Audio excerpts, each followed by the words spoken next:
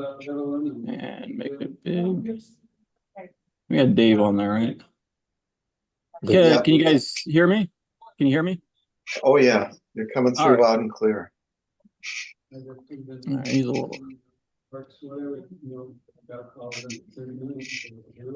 All right, we should be good to go. All right, let's get started, folks. Today's our Nebraska, Iowa MUFON meeting. Welcome. MUFON is all about study of UFOs for the benefit of humanity, and is the world's oldest and largest UFO phenomena investigative body. We aim to be the inquisitive mind seeking answers to the most ancient question: are we alone in the universe? And I think I'll have Fred come up. We've got kind of a dedication here to do for Gary Lambert. Yeah, Gary Lambert was a very good friend of ours, and wouldn't be a MUFON meeting sometimes not having Gary and his big boisterous voice and blah blah blah, you know. And of course, he was a pretty funny guy. And of course, afterwards we talk politics and UFOs as if those were the taboo topics of the century. So you don't talk politics, religion, and UFOs. So with my family, you don't talk about UFOs, definitely. You don't talk about politics, and you don't talk religion. So it's one of those scenarios where I'll keep going. I'm just looking. oh, Gary, that was his primary thing, is politics and UFOs, and the rest of the family and other things happening. But Gary was a truth seeker. He was actually, I think the word for Gary was justice, because he started out as a lawyer and worked out, but he was a big family man too. Really, I went to his funeral last Saturday, yesterday, I guess. Yeah, it's Friday, I guess it was, and Thursday. Can't remember. Today's Saturday. I know today's Saturday, Friday. No, it was Thursday because I was working the washer, taking care of the washer yesterday.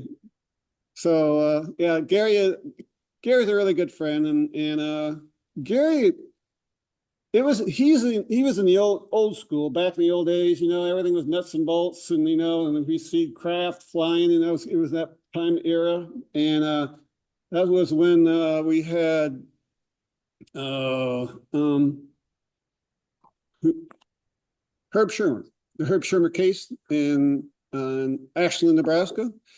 And Herb Shermer was the case, our big case in Nebraska, and he was abducted by the aliens. He was a deputy sheriff for Ashland, and it was kind of like 2:00-ish, that he ran into these craft that came down, and he was picking up and taking around the various universe. Actually, he was given kind of a tour around the universe. And I do have there was a guy that wrote a kind of a comic book for of Herb Shermer's talk. He gave a talk at MUFON down in Florida, and there's a lot of scuttlebutt stuff going on with Herb when he became the deputy sheriff. Then he became the sheriff for Ashland, and they put up a puppet and torched it and said, "This is what's going to happen to you, Herb." The local public were just going to hang and hogtie this guy. And then Gary found out that they blew up his car. He says he just got done paying for his car, and they blew his car up. So I think Herb finally made a decision to say, "I'm done with this city," and he moved to Florida just to get away from everybody and all the whole hoopla of what went on with that case. Actually, this case went to the Condon report, with Dr. Leo Sprinkle, and Leo Sprinkle did some hypnosis with Herb Shermer. And the reason I'm going to point to Gary, well, Gary, some say 2 days, I say 2 weeks. Gary had a UFO sighting soon thereafter Herb Shermer's sighting and experience of abduction. And his sighting was just east of that city, that town, I should say, of Ashland. And he saw that Interstate I-80 and Highway 50, and he said it just took off and it went to the east, and he saw that. So, and Herb thought that was a part of the whole case with Shermer, and that says, well, Gary can talk with us. And so Herb Shermer went to Colorado, and where they did the Condon report and where Leo Sprinkle did the hypnosis and so forth. And they wanted to kind of drag Gary in on this case. This case could have been as big as Betty and Barney Hill and Fire in the Sky with, that aspect, with who is Fire in the Sky? Travis Walton, that's right. So it could have been as big as one of these cases. Again, this is back in the 60s. This is like 67 time frame. So Gary was in his prime.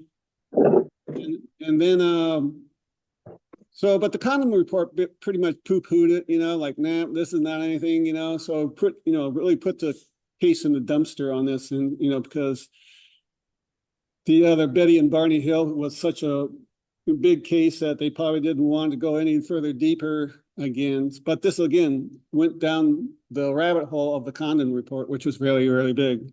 So Gary had, and we would go and we would have luncheon after our MUFON meetings, and Gary was the main speaker most of the time at luncheons.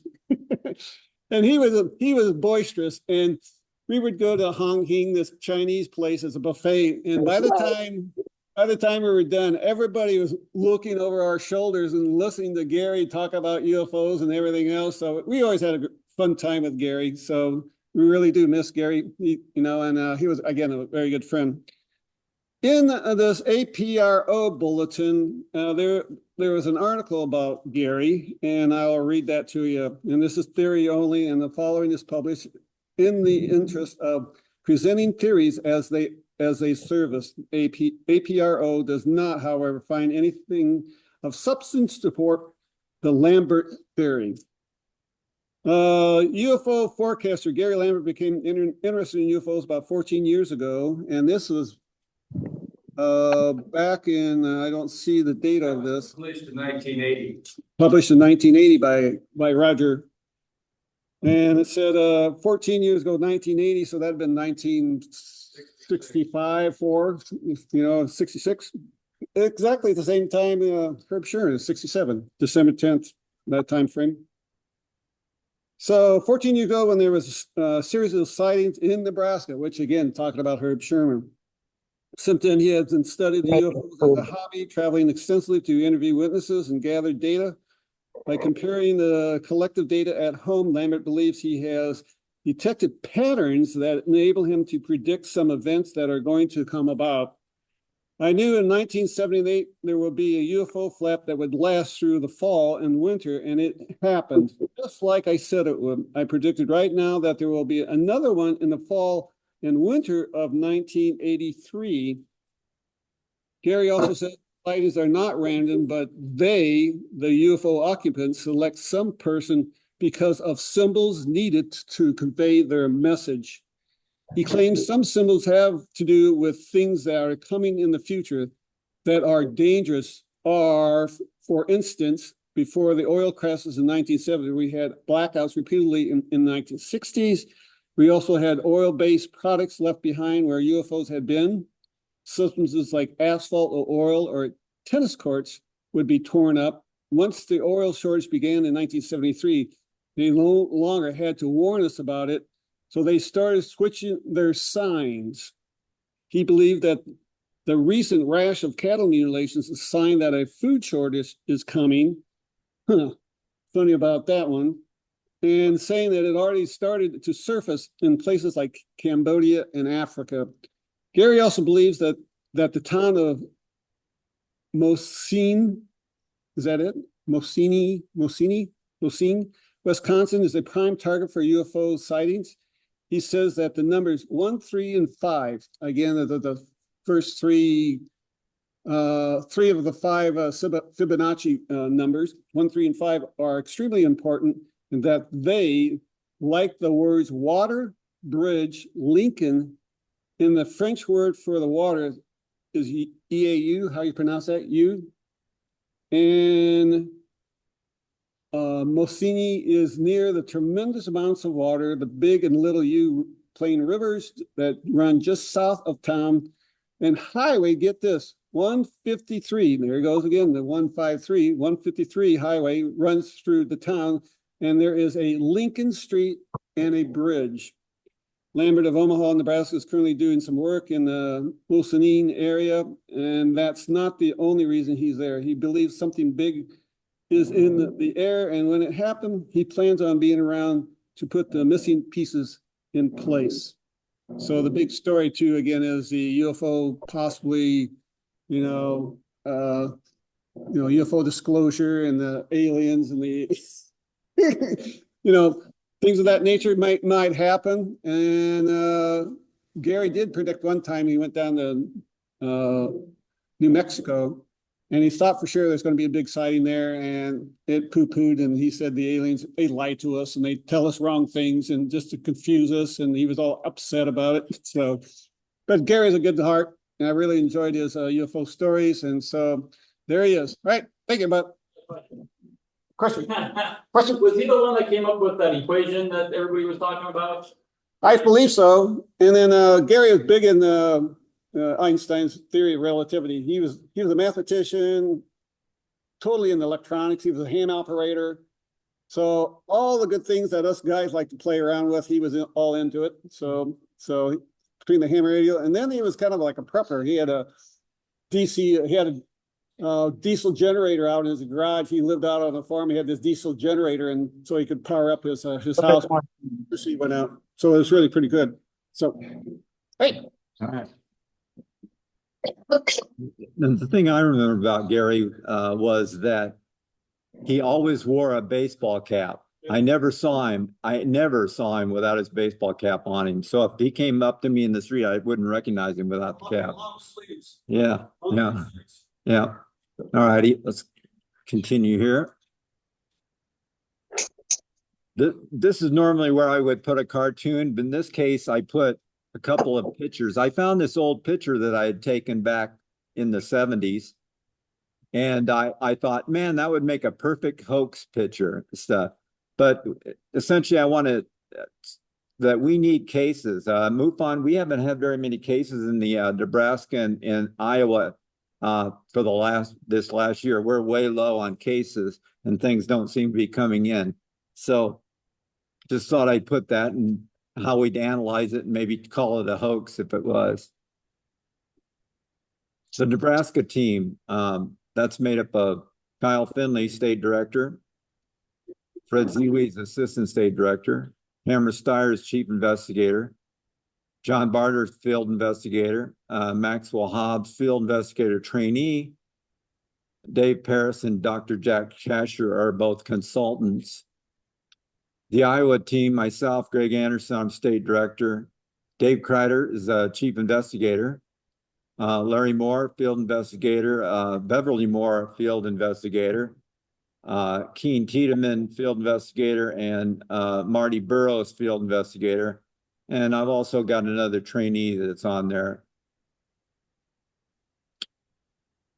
Here's our year-to-date counts. You can see that we've only had, at this point in the year, we should have 25 cases or so.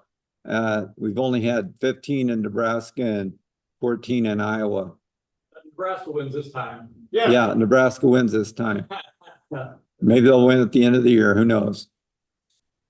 Here's kind of the month-to-month comparison of the cases.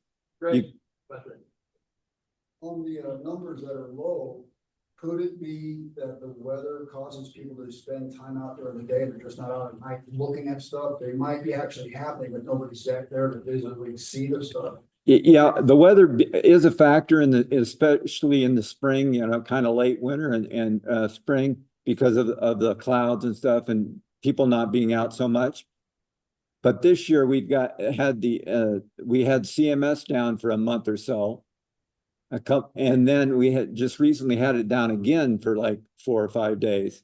So if people are trying to, give us cases, we're not getting them because the system is down. The last 2 years, we've gotten 12 around 12 cases in the month of June in Iowa alone. But this year we only had what? 2 cases. So we were way down. Search ranking is down too, right? Yeah. Did they fix that? Right. No, yeah, the searching right now, if you go in and type report a UFO or Google it or whatever, and what'll happen is it'll come up with other sites other than MUFON. MUFON is way down on the list. Now I talked to Bob Spearing in MUFON about this, and he said that it was they were kind of relying on our social media, our Facebook and our other types of stuff, and that's not. I don't know. I think we need to try to get ourselves up there on that list, so when people type in report a UFO, one of the unnamed, I won't name them, competitors comes up. We're number 9 on Bing. Yeah, we're number 9. On Bing, and Google, we don't have nothing, so. Yeah. 9 on Bing and Google with nothing. Yeah. Here's kind of just a comparison of year to year. Like last year, Iowa had 53 cases. Nebraska had 25. So Nebraska may make their 25. We're not going to make our 53 this year, I don't think, unless we have some kind of flap. Here's some of the meeting attendance. And these are some statistics from that MUFON puts out. Iowa was ranked 30th and Nebraska was 47th. You said that ranking doesn't matter though. I just want to. Yeah. It doesn't matter to anybody but me when we're on top. Put it from the bottom. Yeah. Right. MUFON News. Dave McDonald is the executive director. He says, after over a year of planning, it's over, or is it? In most cases, a wave of melancholy flows through the convention center as the crowd dwindles, the signs are being removed, the tables folded, chairs stacked, and the final promises to stay in touch are exchanged. And after over a year of planning, it's over, or is? However, this time, at least in my case, it was just exhaustion. Wow. What a symposium. Great speakers, great food, great venue, and above all, great members. A visit to the presidential library was a tremendous hit, as were all the speakers and presenters. Saturday included a blockbuster event where we presented several pieces of possible crash site materials that defied total identification, and one of the samples came from Roswell. The materials were analyzed by several laboratories in several countries, including our own MUFON lab, as well as Russian, European, and Australian labs. Each one confirmed that only 10% of the material matched anything found on Earth. The research and testing continue. Be sure to check out next month's MUFON Journal, September, where we will share more highlights from this symposium along with photos. If it were not for all the incredible team of people headed up by Marketa Klimova, my nervous breakdown would have been imminent. Let me close by stating this organization has no peers. I am so proud of the people of MUFON that I cannot find adequate words to express my feelings other than thank you. Now let's go into our in-case review, the few cases that we did have. Dave, did you want to present on this case? Yeah, sure. This is this is the Redfield case. On July 8th, at about 10:13 p.m., a Redfield, Iowa witness observed and photographed a silent, bright object moving through the sky from southwest to northeast. And Craig, you can put up that first image if you want. Oops. Yep. Yeah, thanks. The witness was contacted by me on July 9th and again on July 11th.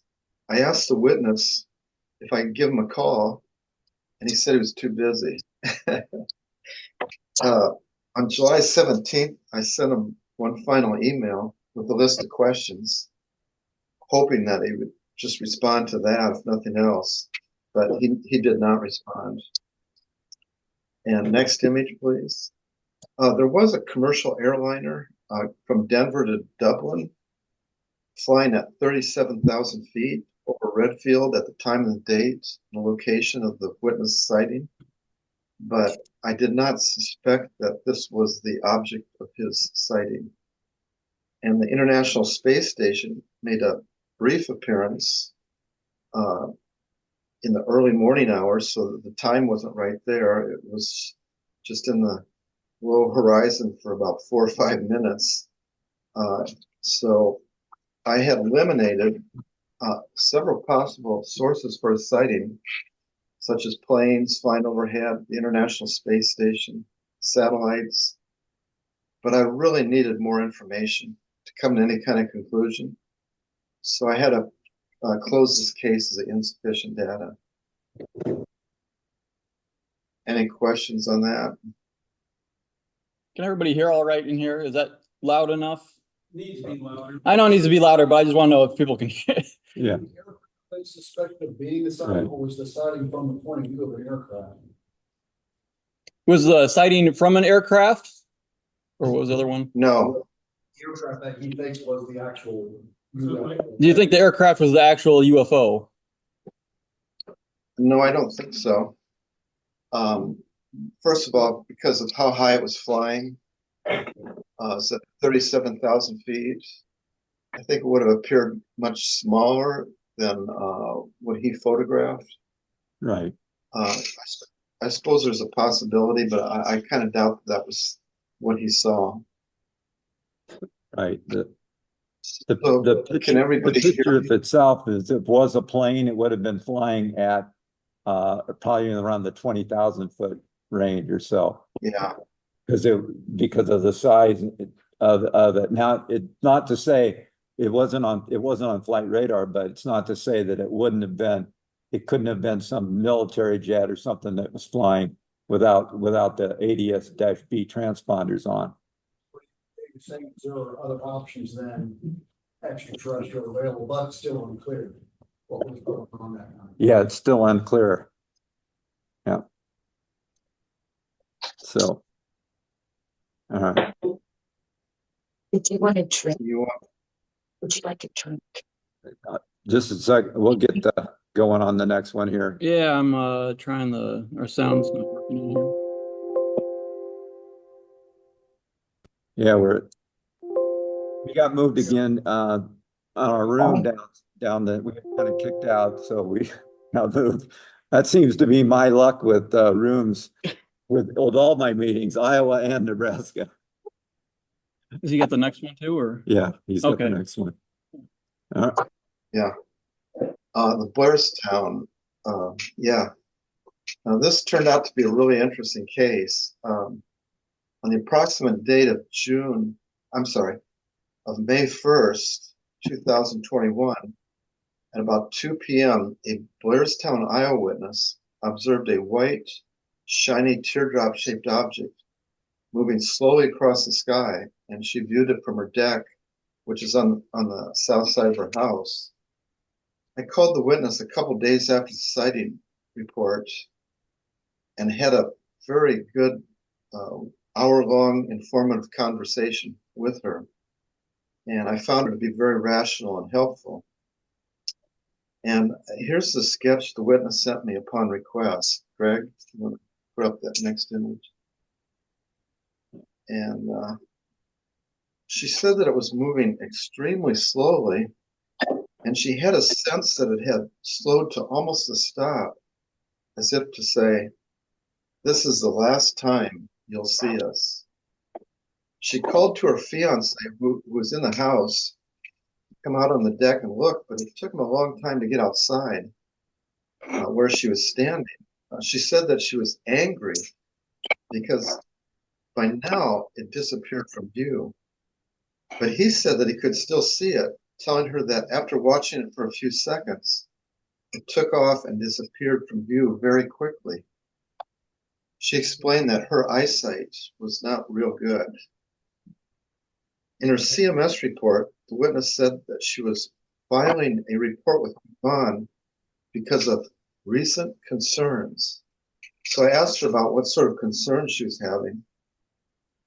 She then related several incidences of poltergeist-like activity that have been going on sporadically ever since she and her fiance moved into that house in 2002.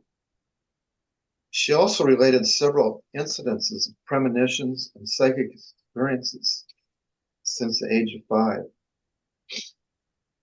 Her inability to conceive, she believes, might be due to the possibility that her embryos or fetuses have been extracted by some entity.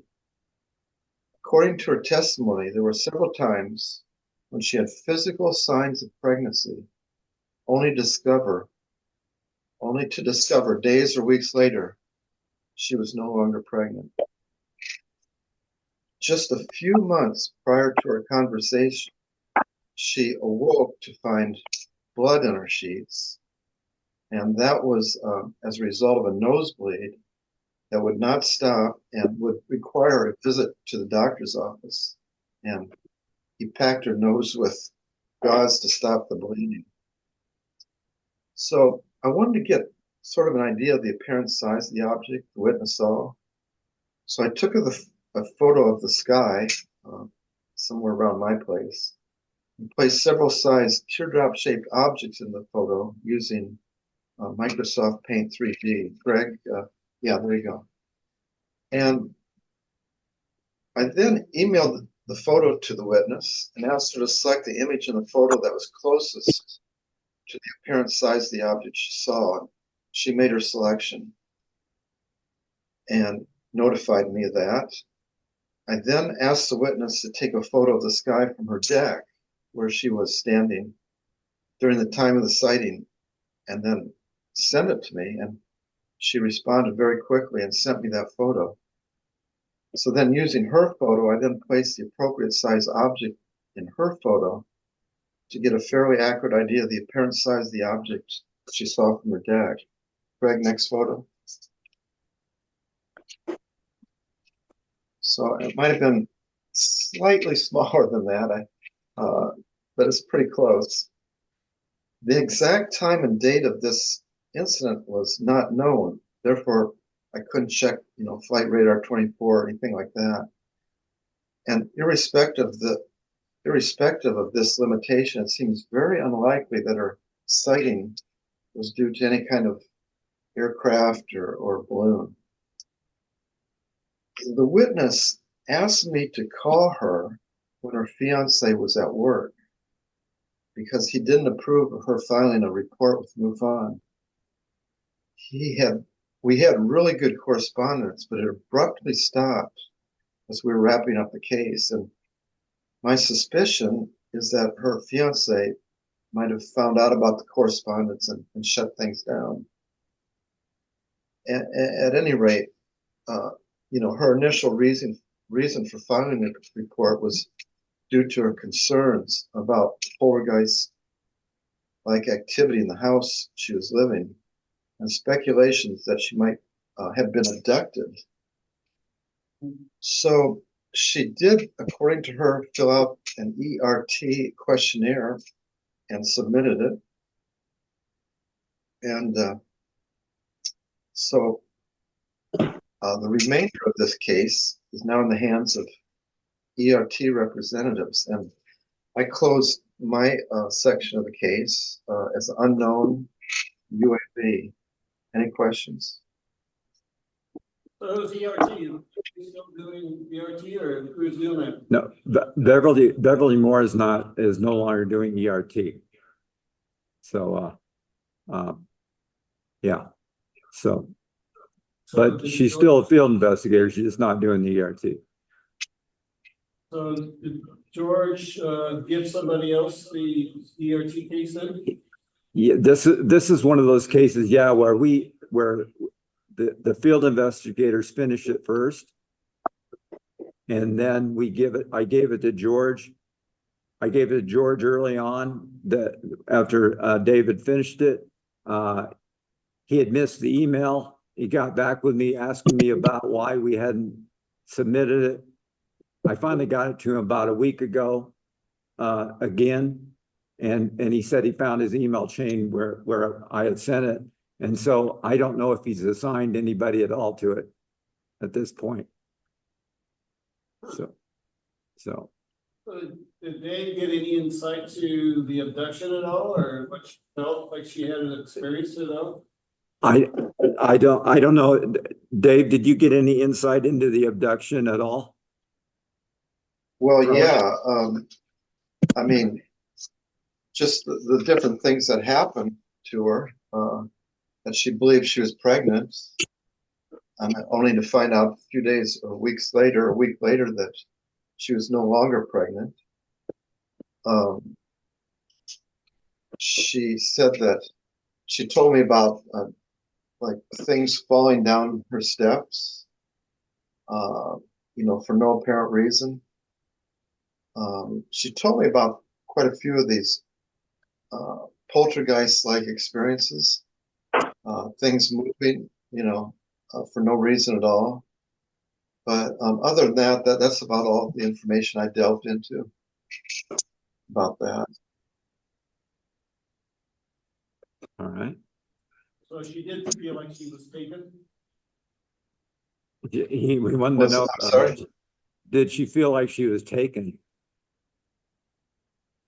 I don't think so. She just feels that her fetuses might have been taken. Right. I don't think she felt that she was taken. You'll notice that when the object passed over, and she said it came to almost a stop, she felt that it was communicating to her as if to say, this is the last time you'll be seeing us. Oh, wow. So she's had a lot of experiences such as premonitions, and we didn't go too deep into those. So yeah, that's about all I know about that. All right. Onward and upward. There were no new Iowa New Fork reports this time for either Iowa or Nebraska. Here's the Fred. This is Fred's case here. Did you want to talk about this, Fred?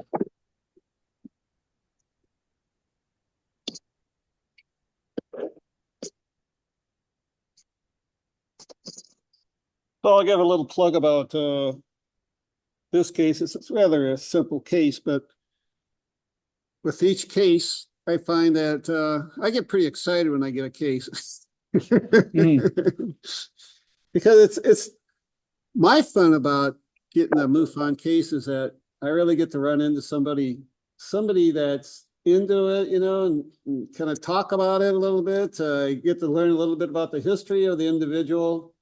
So I really like that part of the MUFON is that it really allows me to step into that person's world a little bit and get to find who they are and what are they thinking, and and then look at the various different clues that the guy gives you as to determine what he really saw, and of course I go down the ERT rabbit hole with these people. I says, oh, what have you had for dreams? Have you had any strange dreams as a kid? And I would say probably 7 out of 10 times people come up and said, one of my big questions is, you ever had sleep paralysis? And they'll either say, what's that? Or, oh, hell yeah, that was the scariest thing I've ever had in my life, to have sleep paralysis. I'm like, so I go ding, ding, ding, ding. So this might go down the rabbit hole. Then that's when I start asking them, have you had any strange experiences?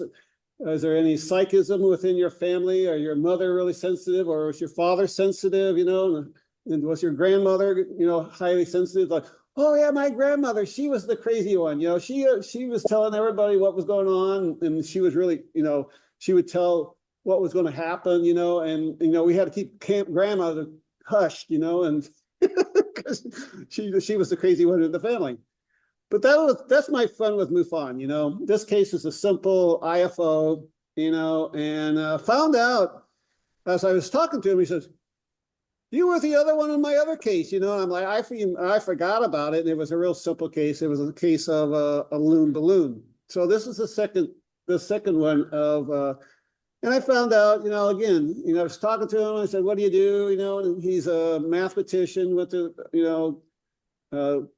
I think he went to Metropolitan College and eventually got a degree at UNO in history and things of that nature. But his father was a lieutenant colonel in the Air Force in logistics. So that's another thing. I mean, I've been around the Air Force for 37 years. So to have a father as a lieutenant colonel in logistics in the Air Force, that's big. That's big in my book, and so it catches my attention. So I really like listening to the witness. So you got to really put on your listening ears and be, ask, silly questions. I said, I hope you don't mind me just bugging you. I do like to understand who you are as a witness. So the witness said he had dinner one night and was watching TV and he decided to go out in the backyard to have a cigarette. And he was looking to the west and he turned and saw this light object overhead. And this is on July 6th of 2024. And actually July 5th or 6th. Again, he said he saw this bright light star-like from the south direction when he first observing it. So let's see, how do I change the? Just click the slide. Click the slide? Yeah, with the mouse. Yeah. Okay, here's the picture of, this is July 6th. So actually this is a UTC time at 4 o'clock. So it was at 11 o'clock. I goofed up the first time and I was putting down 6 hours ahead, which really in summertime it's 5 hours. So I had to go back. And so this is at right 11 o'clock. And the individual lives approximately right here. So we'll look at the next, as you can see, right here is where he lives, and there's the lake that the aircraft is kind of flying in this direction. So, and then he said, I had a very long chat with him for the witness and about his work history, education, and about his sighting. He thought it was the ISS flying over, and he thought maybe it too might have been an aircraft at first. And one of the things that on the case, you look through all the characteristics, how far above was it? He said it was like almost 85 degrees above him, when he first saw it, and it was moving. He said it wobbled.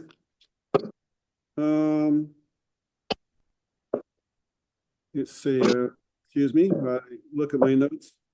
He said the light object was to the south direction, only to observe it coming up northerly towards where eventually he said it flew slightly overhead. It continued towards the north direction where it eventually disappeared from sight from the house north of him, which cut his view from the object. I asked the witness, when you last saw the object, was it more to the left or right of north at 12 o'clock?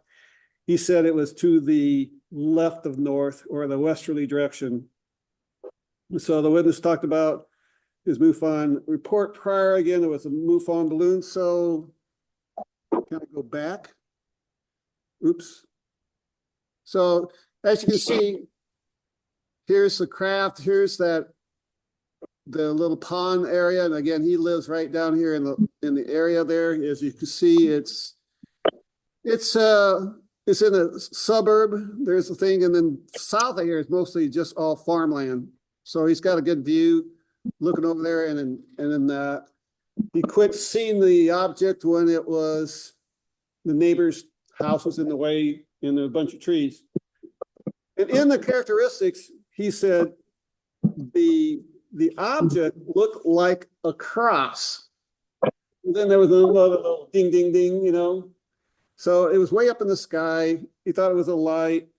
Again, he thought it was a satellite possibly or ISS. So then you kind of take in all the things. I said, so I actually sent him the pictures of this picture of the aircraft to him. And I said, here's one going up, which is this Delta airline flight 1787 is a Boeing 707 or 737 flight from Denver.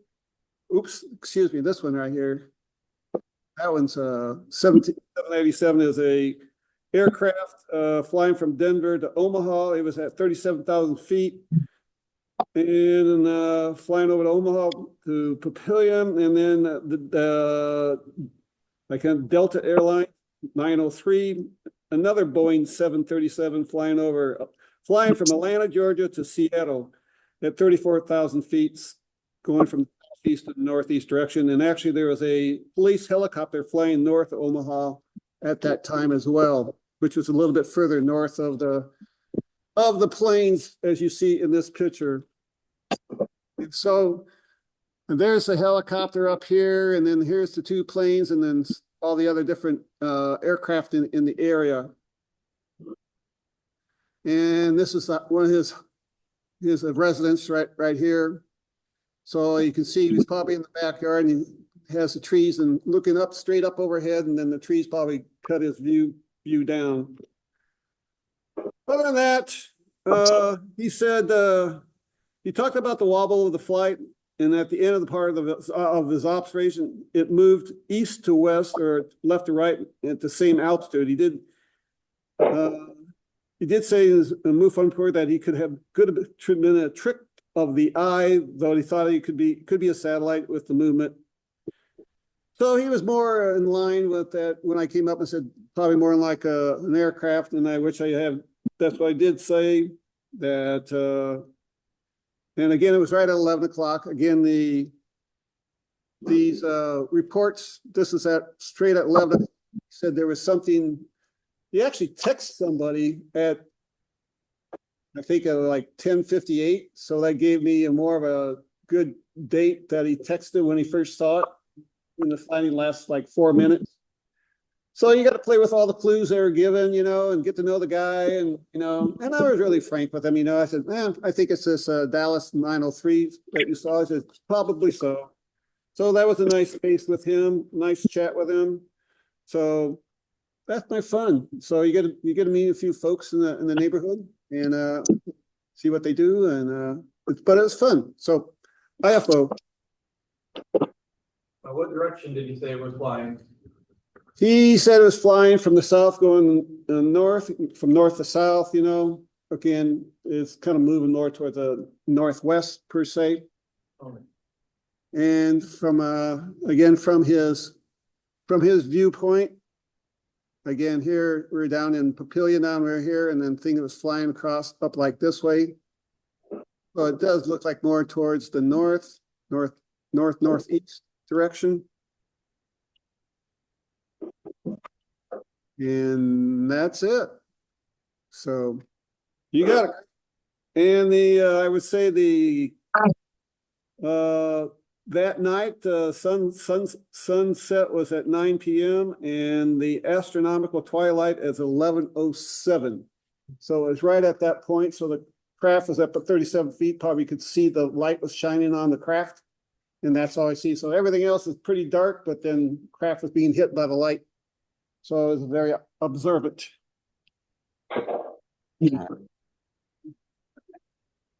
Actually, I want to go back up to this slide that right here that he had.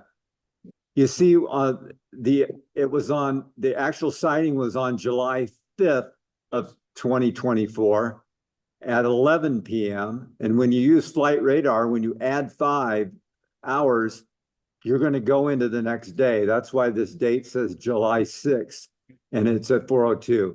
A lot of times people make the mistake, they add the 5 hours, but then they don't change the date they'll leave it at July 5th and they won't see anything. This is just one of those things with flight radar with the UTC time that you have to make sure that you're aware of.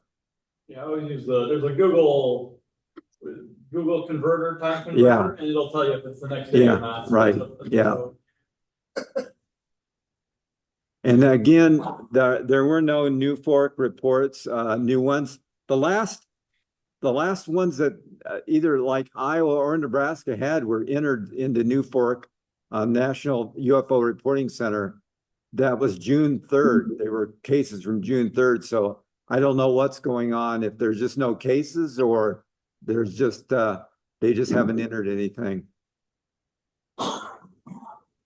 News and highlights. Do they have to enter stuff, or is that automatic? Don't they have, isn't theirs automatic? No, I mean, the witnesses themselves enter stuff and, Yeah. and then they'll go in and post it. And sometimes they'll post it with remarks. Oh, okay, So so they they have just- to do something. To post Right, it. they It's have not to just like, do, right. If I submit one, it's not just gonna pop up. Yeah, it doesn't just pop up, no. So. All right, this is a video here that we can play, hopefully Very quiet. very quiet. Y'all, remember this guy?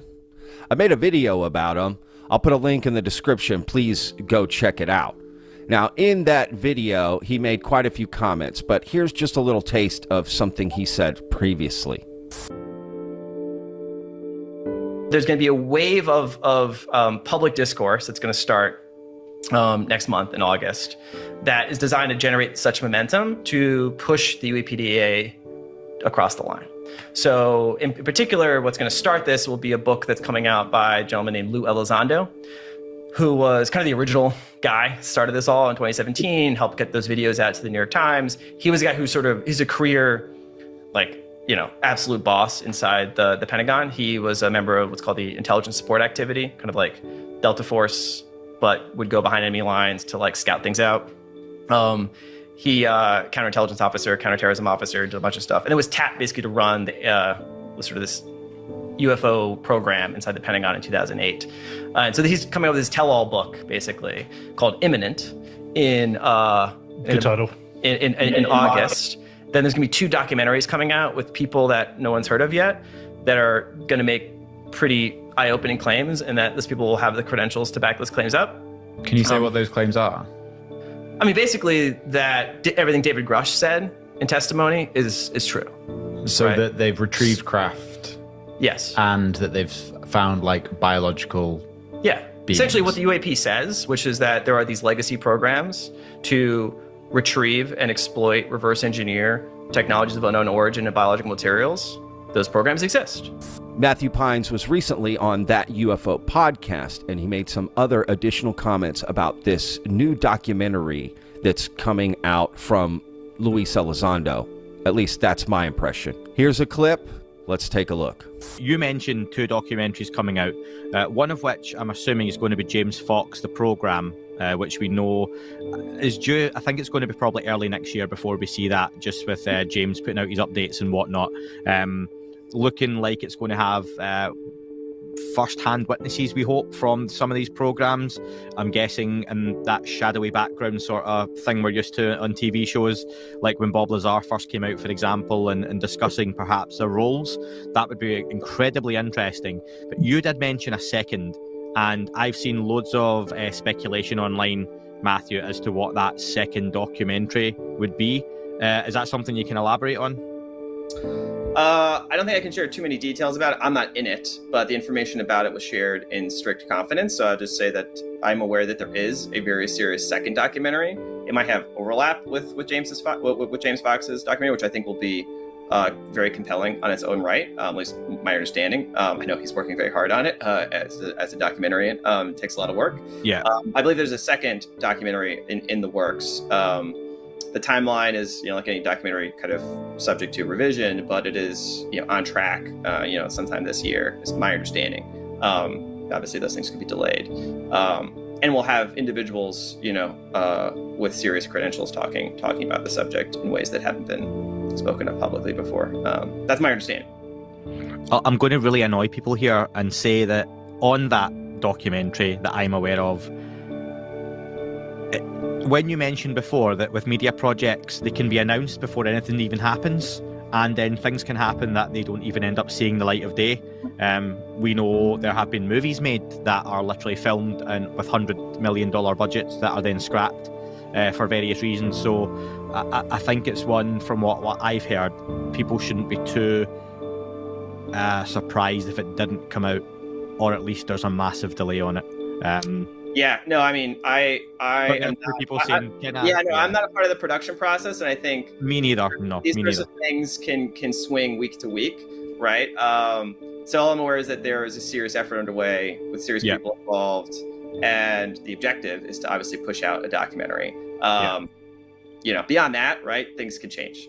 So that's where I would leave And I think with what we're talking about, it must be incredibly difficult to get something like this up and out. Just for James Fox to do what he does on his own, to get the people he is trying to get and hopes to get on screen for these, must be so difficult. Where look how hard it was for Grush to do what he done, and he done it so well, but look at the blowback on it across the board. And for James Fox to now have to go and try and find multiple Grushes, essentially, to go on camera in documentary form, that must be difficult. So again, for anyone else trying to do that, it might be a bigger production, it could be a bigger budget, there could be more people involved, in which case that may make things more difficult or easier, I don't know. But yeah, that second documentary, like I've heard, I've seen some folks suggest maybe kind of smaller names, smaller entities being involved, and like you say, I don't think that's it. I think it's a much bigger I'm sure there's multiple documentaries, you know, on the side. There are loads coming right? out, but none of the ones that the one that I was thinking of, you know, I would put it on par with, you know, James Fox effort. So yeah, looking forward to that. But definitely, with James is coming out, 100%. I think that could be a big leap. Now, after hearing all that, I get the impression that this may be the same documentary that David Fravor spoke with Ryan Graves on his podcast, Merged. Here's a clip. Well, Dave, it was an absolute pleasure to have you here. Yeah. I think, to your point, we are going to see a lot of changes in this area over the next few years. So perhaps we'll have you back on and we can discuss some of them. You know, Ryan, I hope we do, and I hope I get invited back. I think, you know, there's some stuff coming out. You know, there's the documentary that I know you're a part of that's going to be coming out that I think is going to be game changing. There's been a lot of stuff said, but I think this is going to have the right amount of people. I'm not saying who it is or when it is, but there is something being put together that I think, you know, hopefully it will come out and it'll be, you know, that one thing that pushes it over that says, all right, we can't, the cat is definitely out of the bag, because I think there's going to be some interesting information that comes out in it. So it'll be good. I think it's an exciting times. We don't support the X-File themes here at all. So, all right, Dave, thanks so much. Twilight Zone. Yeah, thanks, dude. It's been great. Great seeing you. So what do y'all think? We got this new documentary coming out, potentially. Look, a lot of stuff coming out, right?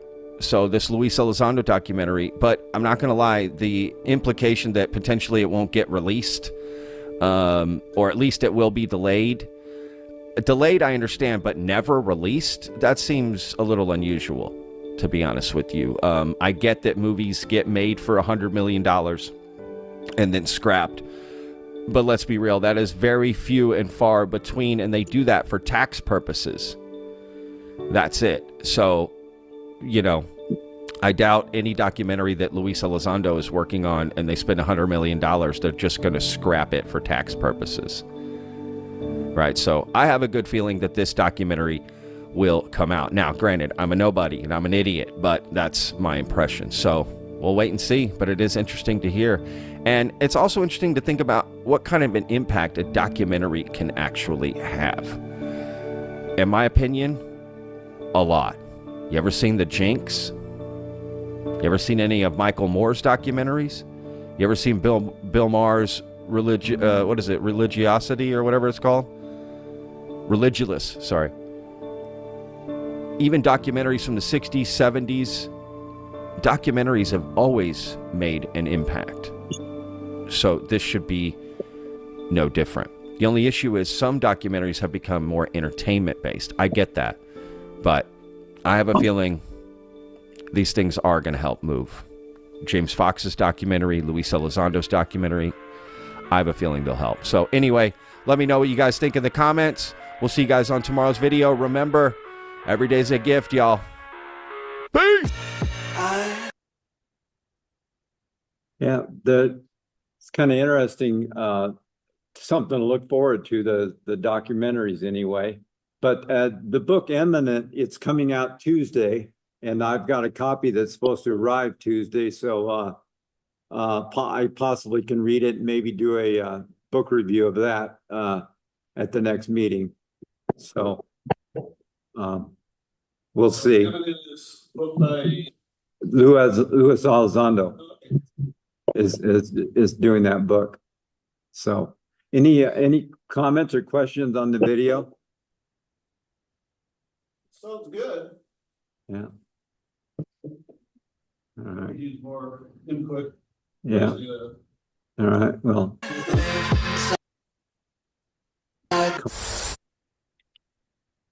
There you go. We've got another video here. Show you. Something is up with presidents and UFOs. George W. Bush was so sketchy when he was asked about that. Bill Clinton said that there may well be aliens out there. Barack Obama said he couldn't explain some of the things that he's seen when it comes to unidentified flying objects. This is an Australian journalist who has a real interesting theory about why Donald Trump is scared to talk about UFOs. He's scared they're going to kill him if he reveals what he knows. That's what I've been told. You have a situation where your potential president is terrified of speaking about the UAP issue because he's scared they're going to knock him. I want to know what's going on. Would you ever open up Roswell and let us know what's really going on there? So many people ask me that question. I won't talk to you about what I know about it, but it's very interesting. But Roswell's a very interesting place with a lot of people that would like to know what's going on. So is that Australian journalist right? Because he is just waffling on this. I think it holds water because we know that this dude, Trump, never met a secret that he didn't want to spill. We also know that when he doesn't know anything, he always says interesting over and over again. Also true. And more importantly about that, though, the source, right? So Ross and I are good mates. Ross is the guy that we just saw, the Australian journalist. Ross Coulthart. So Ross and I talk all the time, and when he says, I have people and sources that tell me this and that, I trust Ross. And presidents all the way back to Eisenhower have been allegedly briefed on this sort of thing. And you can tell it when they're in these interviews that they're being, stopped at some point. I can't go any further. If we were visited someday, I wouldn't be surprised. I just hope that it's not like Independence Day. You're right. Every president since Eisenhower has been briefed on something. It may be that we don't know very much, and that might be the essence of the briefing, but that definitely within the community, national security community, there is a concern. Why can't they take a stand? I mean, if they have some document that shows definitively there's no such thing. It's easy to say there's no such thing. They all waffle on this. Why? Bush is very tongue-in-cheek. I think Bush is having fun with it. Did you go through the secret files, the UFO documents? Because if I was president, that'd be the first thing I did. You know, it's funny. My daughters asked the very same question. They did? Yeah. Would you be allowed to tell your daughters what was in those files? No. You would not? No. Now that you're out of office, you can do anything you want, right? True, yeah. But I'm not telling you. You're not telling I think that he thought it's a moment of being kind of charming and kind of tongue-in-cheek. All of them are this way.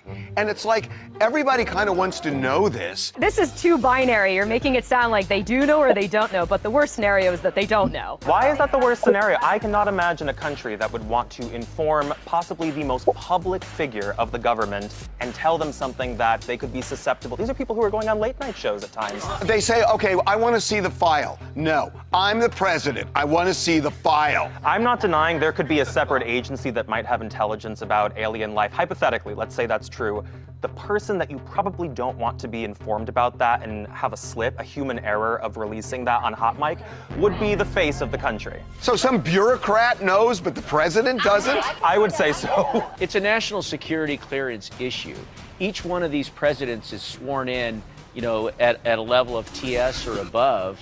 they're not able to say much about it. And if they did, you know, they'd be compromised. If they admit, like, oh yeah, I've seen it, yeah, I think there's aliens, are they just all afraid to look crazy? Or get more questions. It's media training. It's excellent media training. Yeah, they can't discuss any classified files. It could be about anything and they can't talk about it. They're all angling away, but it's not aliens, it's defense secrets and that kind of thing. But also, the world isn't just America. Has any other governments or like presidents said anything in this? We only give attention, yeah, so. Going back to the presidents being coy, could it just be they don't want to cause mass hysteria? Because if they do say, yes, we have evidence, what happens then? Okay, I'll buy what you're saying.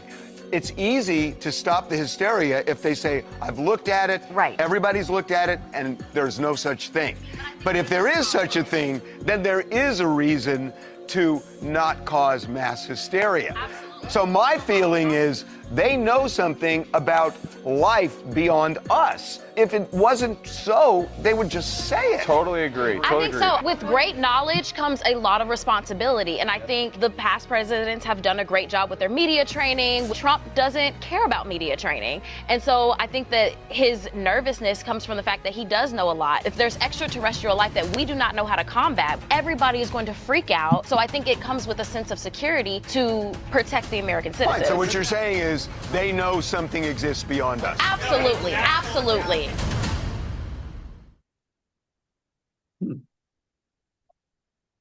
Anybody have anything to add on the presidents and UFOs subject?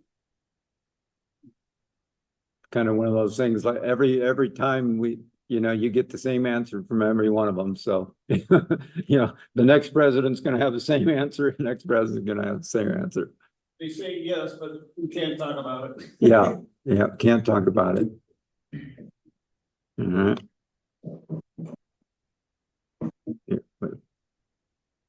Something is there any I've got, before I go on with UFO history, Nebraska history part 4, do we have any questions or anything, other types of topics people want to talk about as far as the UFO community is concerned?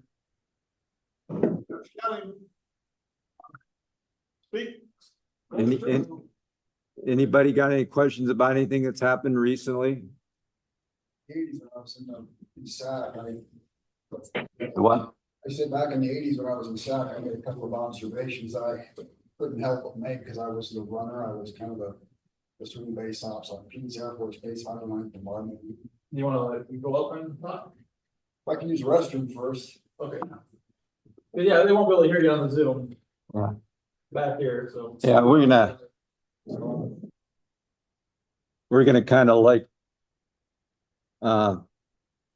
talk here for a second. Take a little break. Yeah, just a minute or so break here, and then we'll get back. We've got an audience member here that wants to talk, so and he'll be right back. But so anybody out there in the ether have any questions or anything? Oh, there was a question. Oh, okay, wait a minute. So I think it was about balloons. Should. That's Russ. This one was weather balloons over Missouri River, 11 p.m. Saturday. right as COVID Oh.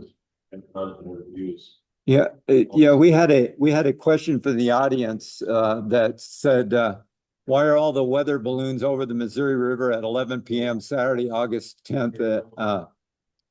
I'll tell you what, there's been this last month or so, there's been several of the stratospheric balloons out. A lot of them have been they come from the Raven Aerostar, which is in South Dakota. There were up to 6 or 7 of them that went west for a while. I think they were out there looking at wildfires, and then they came back, and now they're floating around in the Iowa and Nebraska area. That one day there was like 3 or 4 of them right in the Omaha area, but it was overcast. So I wasn't able to get out. I was going to get out and try to take a picture of them. but that never happened. So I really can't tell you what they're doing. Other than the fact that with using flight radar, you can determine that they're there, but I don't know what they're up to. Well, yeah, I'll probably cover it next meeting, but yeah, there was one. I believe it was at Wayne looking south, and yeah, right on flight radar, there's a big balloon sitting out there. So What day it was? I think the 6th of August, I think that sounds right. maybe. What's the name? You need the. It's all about geometry. My discussion is going to have something to do with geometry, so I need some way to sketch it. I can't sketch on that. So. Well, you can't. I think you can sketch on here somehow. Annotate, yeah. Oh yeah, if you can get some way to draw it. Yeah, I think I gotta stop the share somehow. Oh no. Okay. That one. And you said annotate? Yeah. Or whiteboard. Yeah.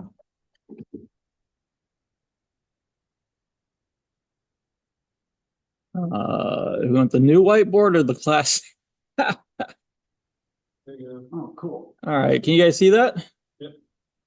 You can see it up there, but I'm guessing it's going on Zoom. yeah. All right.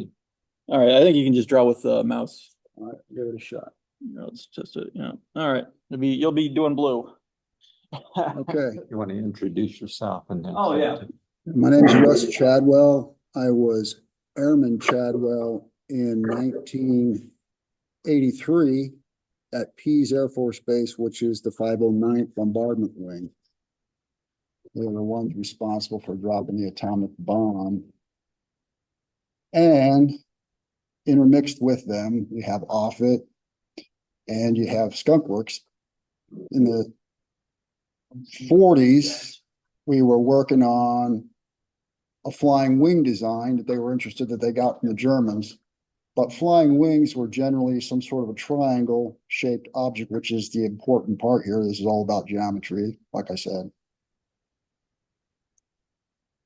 And back then, you would build a wing, something like this, with the trailing edge of the wing being kind of like that.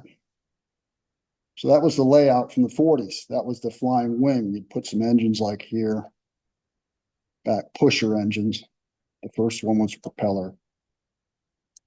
Anybody remember this thing? Okay, that was the 40s. But of course, as time went on, this was really unstable. They didn't like it. They needed a lot more electronics and whatever. My point is, let me just cut to the chase. My point is the government, from what I could see as a messenger, I was a driver at 18 years old as an airman, but I had just gotten out of pararescue training, as far as I could get anyway. So I was selected to be part of the commander's drivers. So at 509th, I drove for the base commander of Pease Air Force Base. So I would go from base ops to his home and pick up documents. And in 1975, let's just round the numbers to even numbers, 1975 to 1985, there was a lot of concern about what the heck was going on with Senior Ice. Senior Ice is the code name for the B-2 bomber, which is basically what this thing turned into. They gave up on it in the 40s when it was unstable. But of course, the B-2 bomber we now have, right? So how did we get it from the flying wing? I don't know how to erase this thing, but one of the basic ideas was you have an F-117 and a B-2 all based on this triangular shape, but the wing ends are no longer the kind of shape that we see in this first drawing. They're more like this. The trailing edge is actually a little arrowhead pointing backwards, but that gives you a edge that's like that. So on the B-2, the end result would the B-2 look more like this with these kind of arrowhead kind of zigzag things on the back, which is what the B-2 actually looks like if you actually see it. I'm just a terrible artist, but the main thing is you got this arrangement here. Key thing. In the 70s to 80s in the East Coast, suddenly, let me get back to the point. The point is the government, from what I could tell, is convinced someone is jacking with them, basically. Always a step ahead of us. and always mocking us, playing like mind games with it. Got this secret change from in senior ice is now going to have a different leading edge design and all this kind of junk. And then boom, 75 to 85, here come all these goofy shapes on the East Coast that look just like this one in the air. And they were like, what the heck, is some spy here who has seen our stuff and is trying to tell what's going on? Is this a legitimate thing in the air that people are really seeing, or is a spy having found our senior ice design, throwing it out to the public? Are we breached? What's the hell's going on here? So they start flying missions to try to chase down, and basically they see all these goofy triangular shapes with the same design as senior ice on its wing ends. So pretty much all of your 1970s flying wing type UFOs or triangular UFOs you see will either look like the 117 or senior ice, like the B2. And they were befuddled. They were like, how the hell, find out if, and then also I've heard some rumblings too, that some of the stuff sort of happened during the hydrogen bomb development and the atomic bomb development. Somehow the other side got privy to all this. Well, who's leaking? Is it genuinely spies, or is it these other individuals leaking it? Why are we constantly finding out that we don't have any secrets? We can't keep a secret. Everybody knows what we're doing, and now they're flying around in the sky. That was the transmittals back and forth between his home and base ops that I was picking up back then. So I don't know if that's going to blow my secret clearance or top secret clearance or what the heck is going to happen, but that was the impression I got. They gave it to you or something. It's 50 years old, so. Yeah.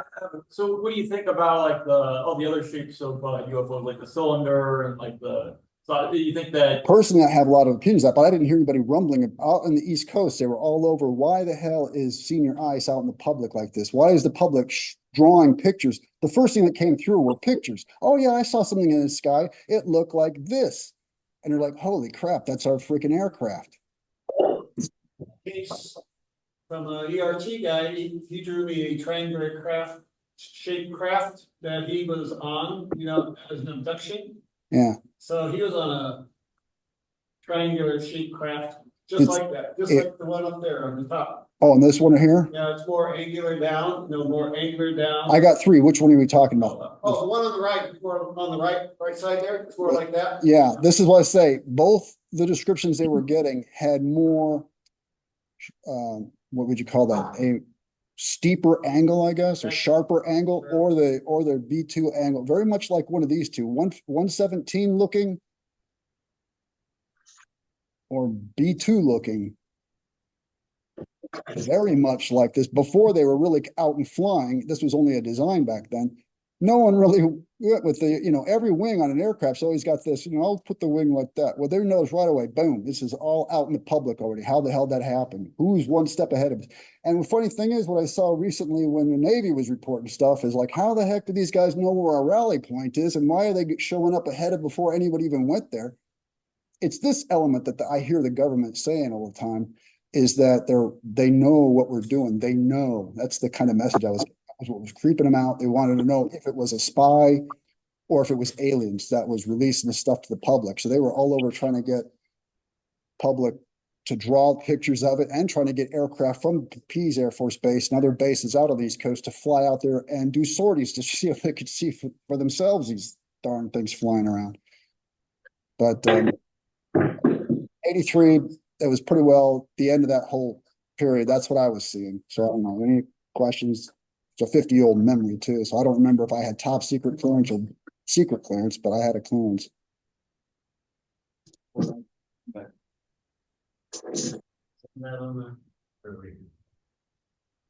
this is the one that he was showing. Okay. A little different than what I saw. Okay, but if you look up the 19, can you do anyone do a Google for 76 East Coast? What would you call those things? What are you guys flying V's from the 70s? Because I think they looked a lot like this one here. Sometimes they're referred to as chevrons. Yeah, chevrons. Do some kind of a Google on 1976 flying chevron East Coast, New York, something like that, and you're going to probably see that their drawings looked a lot like the B2. That's what was spooking them. I just got a vibe that the transmittals back and forth is how the heck did this get out? Did Skunkworks got a leak? Do we got a spy doing this? Is someone really in the public seeing this? Or is it just a spy letting us know that they already have it? This kind of stuff. That's what they were interested in. Yeah. And we might have a chat. Oh, just somebody, Carl is saying he has to go. Okay. All right. Well, anyway, that not exactly huge news, but that's what I saw. Oh, no, I think it's cool. Really interesting. Yep. Thanks a lot. All right, let's go back to this PowerPoint.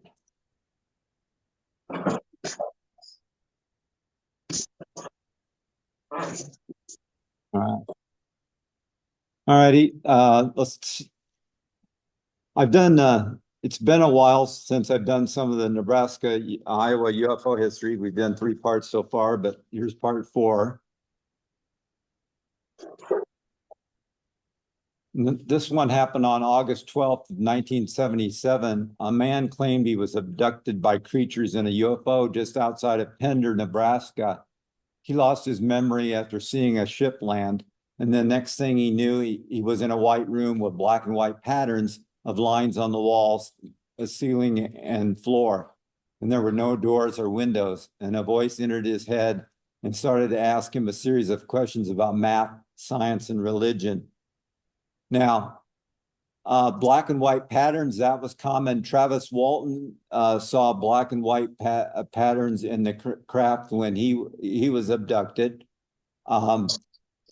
I can't say that I was ever abducted, but I do have memories of being in a kind of a craft with kind of a black and white patchwork of on the ceiling. That's a long time ago memory. I guess I'd have to be hypnotized or something, or regressed and see what was going on. This one, on December 5th, a witness and her 4 daughters saw a green flash in a soybean field near Underwood. It reminded her of a flash of lightning followed by an explosion of green. On December 8th, 4 men driving on I-29 about 1:45 a.m. saw a solid crescent of green light that looked as big as a mountain.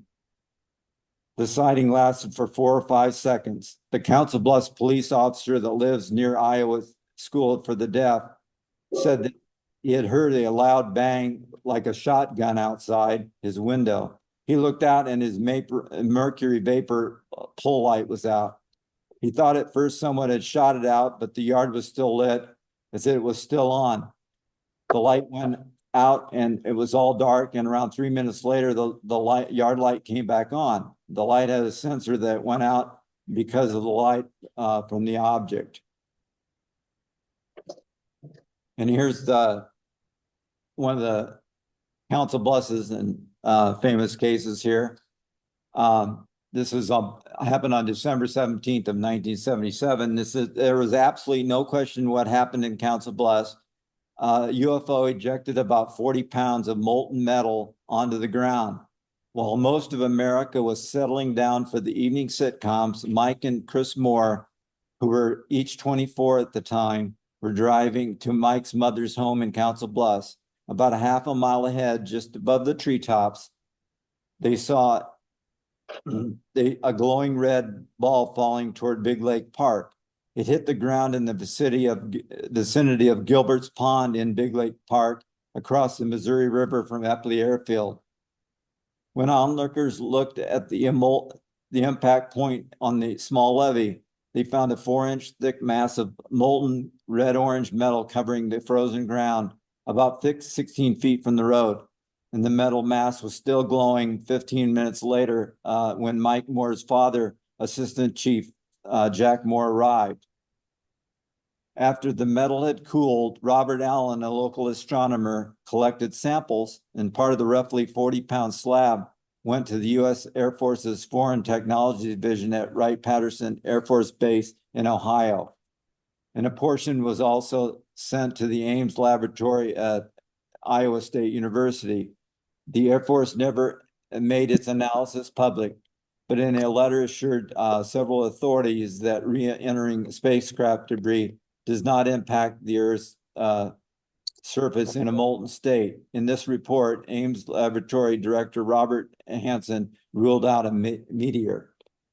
Officially, the episode remains an unsolved mystery, but Jacques Vallée, and a renowned ufologist, sees is something more telling. The Council Plus episode was not unique. At the Pocatico conference, Vallée said that in at least 9 other sightings, aerial objects in distress were accompanied by the injection of molten metal. Since earning his doctorate in 1975, he says, I've learned quite a bit about the UFO phenomena over the years, certainly more than I bargained for. And UFO sightings are not limited to farmers in backward rural areas. There are astronomers and pilots and NASA engineers who have witnessed events for which there is no other explanation. And the picture here on the screen is a sample of the metal that was collected by some previous, some of the older Nebraska members actually did an investigation on it and passed that metal down. Oh, question. Yeah. Is that a picture of your metal or is that a picture of Mine. Okay. Yeah. Was it analyzed, and what do you know what metals it has in it? Yeah, it was analyzed, and there was a lot of iron in it and stuff. Griffith Pipe over in Council Bluffs had their own labs, and they analyzed it, and it wasn't any metal that came from them and stuff. Some of the results just recently, it was analyzed again by Gary Nolan and Jacques Vallée. They did some analysis and did some isotopic ratios and did some stuff like that. It seems to have some different, there seems to be something strange going on with it. Hopefully that we'll find out more in the future about what it was. I know that I know in the upcoming Luis Elizondo's book, Imminent, there's a page that in the article stuff that's written up about this and it's dedicated to the Council Bluffs sighting too. So he deemed it important enough to put in there.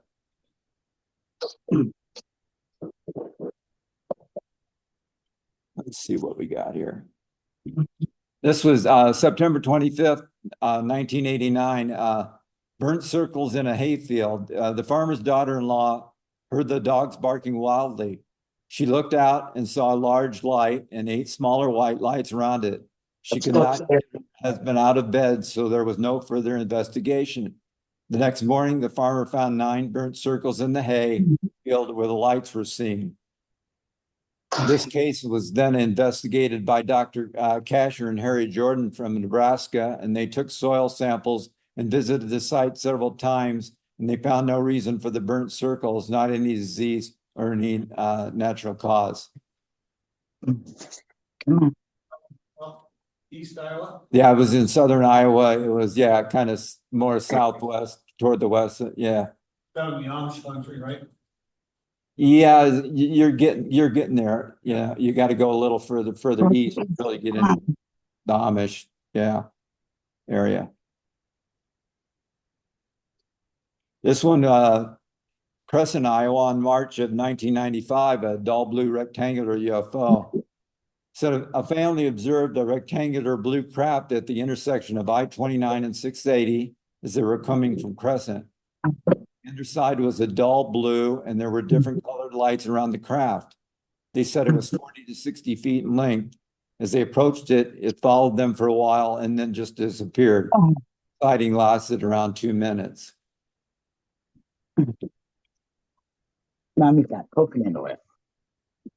This one, Glenwood, Iowa, a neon cone UFO on March 15th of 2002. A witness heading south on I-29 noticed a pale blue cone-shaped object that was not moving across the sky as a plane would.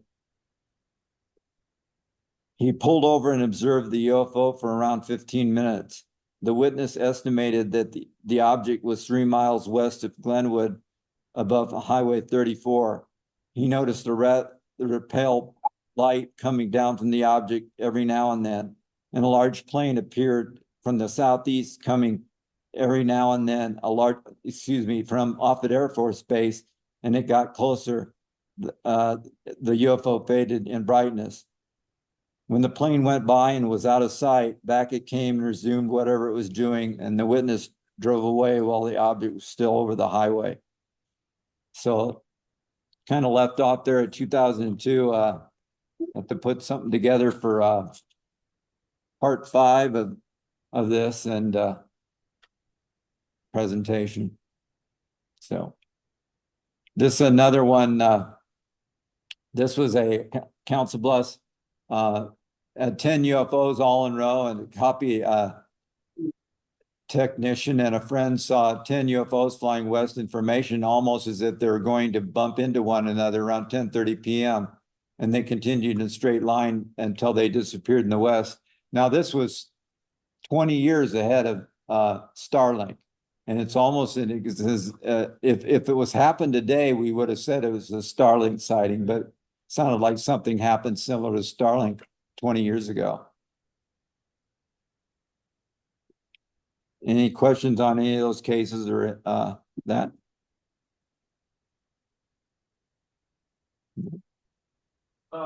Where do you get those cases from? I get them from just different, all kinds of sources. There's old MUFON material that I've gotten them from. There's old, just reference books, things that I found. Yeah. Or I got all those newspaper articles. Right. Wondering because like the Big Lake one, I don't remember seeing anything. I mean, I just scanned, there's like 100 different scannings I got, and I didn't read through all of them, but I don't remember seeing anything on Big Lake. It's kind of interesting. Yeah. But he might have had that in a separate, I think I just grabbed the Nebraska file. I don't know if he has it from Iowa. Maybe. Yeah, I don't know. Yeah. Over there. Yeah. Kyle's put together a bunch of the news clippings and stuff and he's got them all in one place now scanned in. So maybe he can tell us about that in a bit.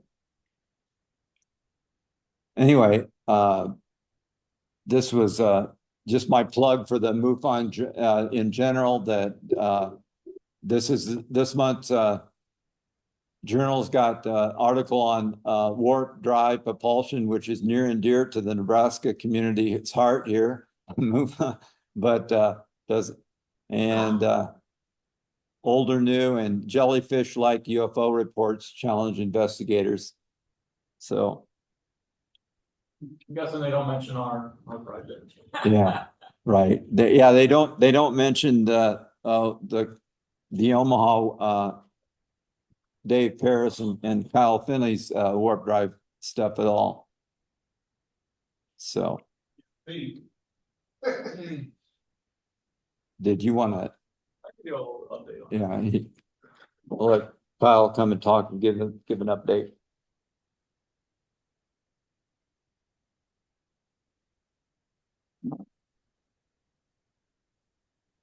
Kyle, do you think our government isn't interested in warp drive because they've already got it? It could be, You guys should have gotten money and stuff when you've gone and presented all this stuff, but we've already got 3 things going to other planets and so on and so forth. We probably already have it, that they don't need to have your research. Yeah, I know that's been mentioned a lot, that the government already has the space warp, thing, and that's why they're not funding us. But like I'm sure that would be like the above top secret kind of stuff. If we were going to get funding, you would think it would come from below that, somewhere in the DARPA or something like that. Like they don't all know that we have space warp research, so it's like they should be interested in this, but I think it's just too far out there right now. Too woo woo. Space. You say space warp in a scientific field, they just write you off instantly. So what I'm talking about right now is we're going under QED right now, quantum electrodynamics. And I think this should still be sharing on here. And I was actually thinking about this because Greg brought up the metals, the Big Lake metals. And one of the guys who wrote the most recent paper on it, Larry Lemke, he's in California doing a satellite company. He actually came out here to look at our research, our space warp research, and see if this could be utilized in satellites. So he was the one who was on the newest paper. He was the one that analyzed the metal from the Big Lake UFO thing. They had metal and they did and they wrote a paper up on this and published it. So it's where all this stuff is connected. But yeah, for those who don't know, the QED project here in Nebraska is quantum electrodynamics by myself and Dave Paris. We're making a drive that basically does, from what we can tell, space warp movement. And it's all electric, no moving parts. Not sure where I could get a picture of one. Probably have one in the documents here. But yeah, we publish our things, so we do different experiments. Here's a picture of one here, the Model 19, which is about 2 feet big. So this is kind of a bigger one. But we were able to get 11.73 newtons of pull from this thing. And that's what interested a lot of people. We presented this online at the APEC conference. It's the Alternative Propulsion something conference. They do anti-gravity, all kinds of different stuff. But we presented there, and Larry Lemke happened to be, I guess, in the audience or something, and watched the video and was interested in this, got his company interested in this. And so then here we are trying to build a smaller model now to do just satellite movement, basically, because there's a new regulation from the US that all satellites have to have some kind of method of movement where they can like pull it down to disintegrate it or move it back up, station keeping. But all satellites need this kind of thing, and there's no real good way to do it. So they think that if we make a small space warp engine and we put it on there, this might be able to solve a lot of their problems. So that's where we're moving forward to the application process of making a commercial product that we can help things out with. And then once we can sell it, then we can actually have some funding to do this research, because we have no funding whatsoever right now. Just put a garage around it, it'll work. Yeah. But anybody who has interest in that, they can go to our QED Quantum Electrodynamics. It's QED-NE.com is our website, and we have a whole bunch of papers on there. And we're going to be doing a new newsletter coming out probably by Monday next week sometime. That'll be updating us with the Should see Dave. Right. And there's Dave. There's Dave. Who is the previous state director for MUFON here in Nebraska. So yeah, I don't know. We're all connected, and Bigger, better things to do. well, yeah, I mean, he's got a lot on his plate, trying to get this thing to go and doing research, and it takes hours and hours and hours to try to build one of these things. So, and yeah, doing research. And if you go down here, we have our paper. All out of his garage. Yeah, at the moment. And if you go down, we have our paper that was published at the AA conference and journal. It's the American Institute for Aeronautics and Astronautics. So that's like kind of our claim to fame. That's got all the experiments that we've done in the past, the 3 different ways of proving that space warp has actually happened. Doing an interferometer, doing a Cavendish experiment. This is the Cavendish experiment. And then doing force. If we got it here, we graphed out the magnetic and electromagnetic fields, and then we did the force versus power charts and tests like that. So we've got just a lot of evidence. The thing is to try to get a commercial product out there and actually make money, because nobody's so enthusiastic about this that they're just giving us money. So that's where the project is at right now. Like good though, if you're gonna get a product, on satellites, that'd be really cool. Yeah, and it would get space certified, and if we could prove it would work in space, that would go a long ways in like changing people's minds. So absolutely, that'd be really great. At least for the public, and for the government, we don't know if they already have this, if they already have triangle designs or something, and we just don't know about it. Gosh. And the other thing I'll talk about, Patreon, let's see. If they had the exact same thing, I'm pretty sure you would have heard about it shortly after trying to publish the paper. Right, somebody will come out beforehand. Well, funny thing is there's a lot of stuff that whenever we do something, there's a flux of papers that come out of people theorizing this, theorizing that. There's people trying to patent different things. There's a patent that came out for a tri-field warp drive, and we're the only ones that do anything with tri-field. Science doesn't touch it. There's nothing in the books, but somebody made a patent for this tri-field antenna array. I could probably, I don't know, it might be hard to find, but it's out there, and it's like they have no clue what they're talking about, but they put this patent out there with these random coils, and they're talking about tri-fields where that's not in any literature whatsoever. So they obviously looked at our thing. They want to patent something that's similar to what we're doing, so that if we do get funding in the future, they might be able to fight us on it, something like that. It's obviously what To sell it to you. Yeah, it's obviously. To get that patented, but I finally. But yeah, ours, Dave did a patent pending, which released a lot of this stuff into the public, but he never got a full patent. So nobody can actually patent the stuff that we're doing because it's already in the public. So we're guarded that direction. They can try to claim, but it's already all out in the open. But nobody else can really get this to work because you have to put hours and hours and hours fine-tuning this, getting this to, the right cables, the right, metal equipment, and it just takes forever. So we're not worried about them actually replicating this. And people have been trying to, and they're failing. The European Space Agency, I think is Space Agency, there's a German lab that tried to replicate our work. And they did get some results, but, I guess it was too problematic for them to keep doing the research. So they kind of gave up on it, but they did get results, which was really interesting.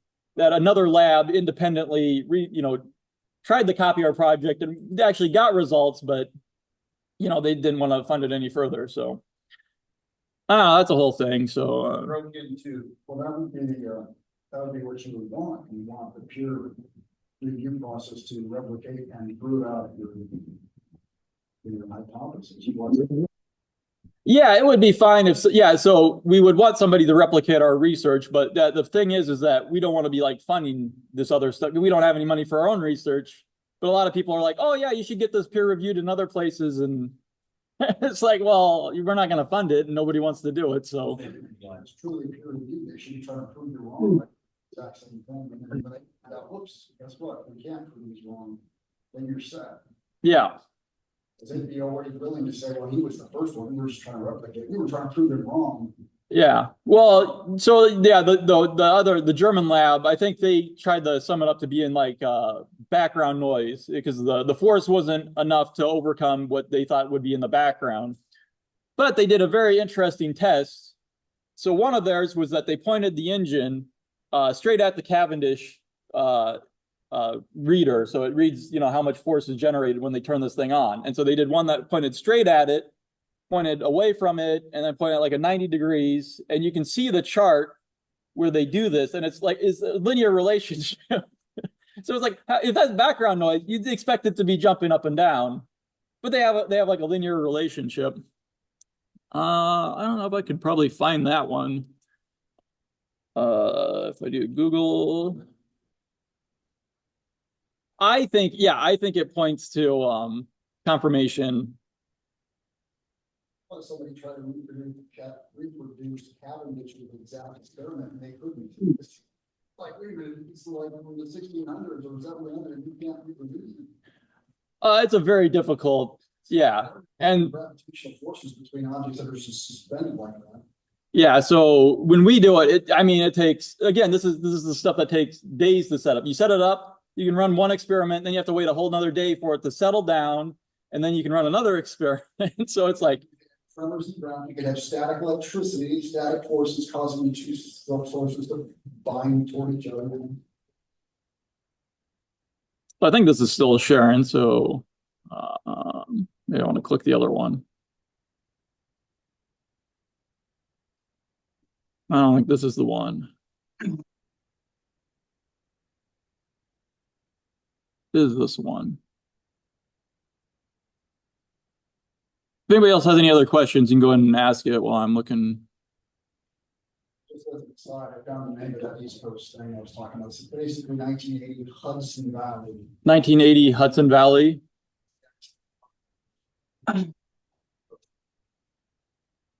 Okay, so yeah, this is their paper on this. So they did their best to copy our design here, and yeah, I think they used the 3D printer. They have, it looks rounded if you look close at it, and ours are flat, so that's kind of a big difference. And then they go through they do better on all the graphics and design than we do. So, but they show the experiment here. They show the different, setups. So this is the one where it's pointed straight at the target. And then they have other ones where it's pointed at a 90-degree angle. You'd expect if it's pointing away that you'd see less results, Yeah, they got a nice chart somewhere in here. Yeah, this is the one. So, and they kind of say it up here. So setup 5, which is these green dots, that's pointed at 90 degrees away. And setup this blue one, setup 6 is 15 degrees away. And then the other two, I think, are pointed directly at there. So you can see when it's pointed at the thing, they seem to get results going, as they put up more power and they see more force coming out of it. And then when it's pointed away, this green line, you see almost no results. But that's background noise. So the next step would be to have someone step in and say, we disagree with your findings of this paper. Here's our proposal of what we should have actually found in the paper. Yeah. And the other thing they had was, it's interesting on this thermal shield seems to also negate it somehow, which that I think needs further investigation. But they say it's something to do with their voice coil or something like that it's doing this, creating these same results, and they say that should be further investigated. And I was like, well, okay, so yeah, I guess, as in science, it always needs more and more investigation. Nobody ever comes up with a conclusion on anything, but it seems to be pretty compelling evidence, I think, that we've done it. These guys have these weird results that kind of, say there's something going on there.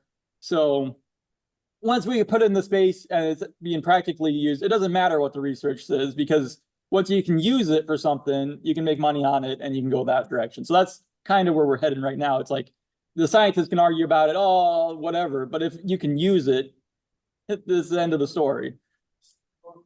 Quit based upon a conclusion, because Feynman was for a long time touted as having QED being one of the most exacting, this, that, and other. And then a whole other team of people came in and said it's exacting because of the way they doctored the results. So Feynman's the worst guy to be proud of this, so you're going to find completely opposite ends of the spectrum, even on the most crucial experiments that have happened in science. I think that's what I've seen. Yeah. You hear about this stuff about how QED is actually just a bunch of black, basically. So you have any other questions on this before I move on?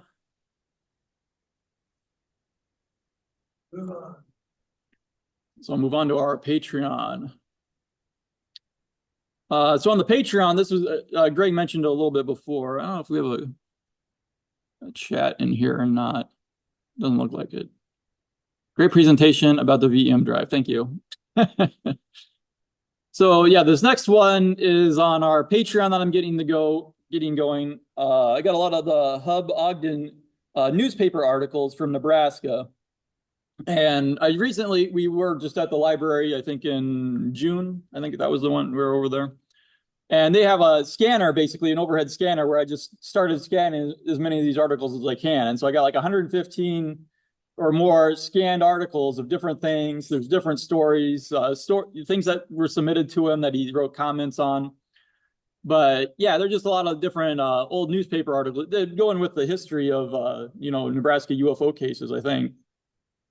But yeah, and basically, so I'm uploading all these onto our Patreon, and they're all for free, so you don't even have to, donate. But the idea of the Patreon is that when you sign up and you put your card in or whatever, I think it has to be like a credit card or something, it'll collect money every month, basically. And so if we get enough money from this, we could get like an office or something to like start putting all these articles and our UFO materials and stuff like that, because we don't have one now because we were kicked out of Durham Science Center because they're too good for us. Well, basically, I mean, they're following the money too. So they're getting grant research and stuff for soils and everything, and they needed our space, and so they moved us in the maps room, and then they're redoing that. So then they moved it. You know, we're not giving them anything, so they don't care about us. They're getting grant research for this, so I can't blame them for it, you know. But yeah, so I'm trying to get some money on here. So if we get enough money every month, we can get like a office space or something, and it would be really good to get one over at the CEC. Because then we could host our meetings there on the weekend, on Saturday.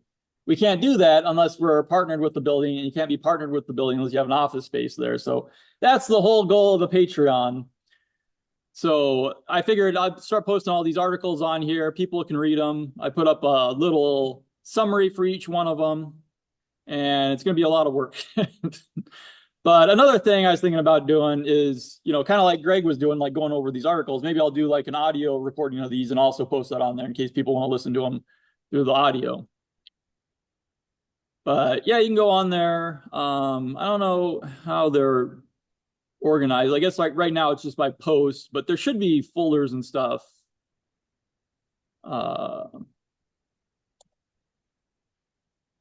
I don't know, they got different things. I'm still working on it. I guess this is the Hub Ogden collection. So this is in a folder. So we should have a main page. Okay, this is the main page. And so this will have other things on there. So I have like an updates thing. I have the collection, and then I'll be making more and more folders on different things. So that's my update on that. Any questions on those things? I think not. So yeah, I guess that's all I got for updates.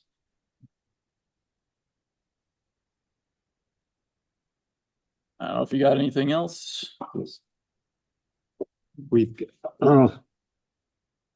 got our Iowa meeting coming up. We've got our Iowa meeting coming up August 31st from 10 to noon at the West Des Moines Public Library.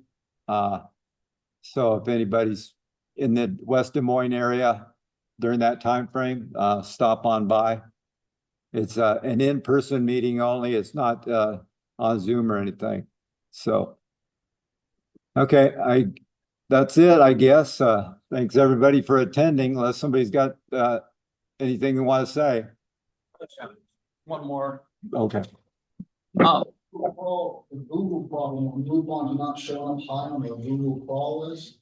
Yeah. That used to be a concern of mine too, because I wrote a website and trying to figure out different ways to get it. And there are techniques to fix it, but I think probably what you're saying is because the competitors have figured out that too, and figured out how to get higher in that list than we are. Right, and you can pay companies money to move you up. I don't think MUFON wants to pay them money, and this other competitor, unnamed competitor I was talking about. I just Googled it, so yeah, they can see what was brought up. I said report a UFO on Google, and yeah, here's the top results. Right. Oh, UFO in Nebraska? Yeah. So anyway, they're not willing. MUFON's not willing to spend that money, evidently, but they've got a lot of bucks and stuff. So just I shouldn't say competitor. They're after the same thing we are. It's just that they've got a better way of representing it. AARO, that's an old. Yeah. Place, you know. We shouldn't be as low. Is that the one that I just had to? Yes. They're not still around anymore. No. Oh, they got a website up here. Somebody's paying for them to be up on Google. So. Oh, I thought they. Apro. Arrow's different than Apro. Oh yeah, different. Yeah, that's Apro. This is Arrow. But yeah, usually you pay, there's like a SEO, search engine optimization. So you can do that for the website, and that'll get you up high. And then a lot of people with businesses, they'll pay money, you pay like $50 a month or whatever, and it'll bump you up to, number 1 or 2 usually. The only other thing I was going to mention was our QED. We're going to be doing a thing at, I think, the Benson Airport on August 31st. I think that's August. Is it Saturday? Yeah, it's Saturday. Yeah, 2 weeks. So we'll be at the, I think, Benson Airport. I don't know if you have to pay to get in, but it's like a STEM event. So there's going to be like a lot of different, mostly kids and stuff. People bring their families to come out, and they look at a lot of different tables and stuff. And so we've done one of these before, and we talk about Space Force stuff at these events. So they let us in there, and we have a table, and we do, you know, our kind of thing up there. So yeah, if anybody wants to go to that, I think is it Benson or Millard Airport? Millard Airport. Millard Airport.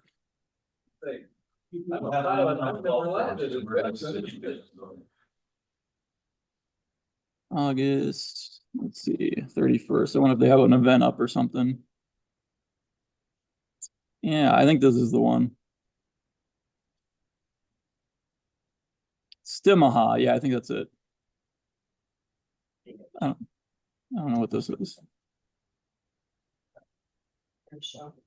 Yeah, off an Air Force show? Yeah, they've got that going on the 22nd.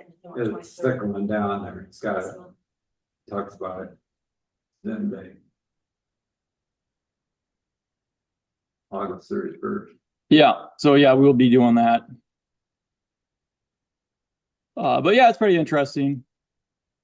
I don't know if they have a, it's free, so yeah, anybody can go to that. So if you want to stop by and say hi, I guess we'll be out there. But yeah, that's all I got. Benson to see it now. Oh, my bad. I'm new to Omaha. I've only been here like 10 years.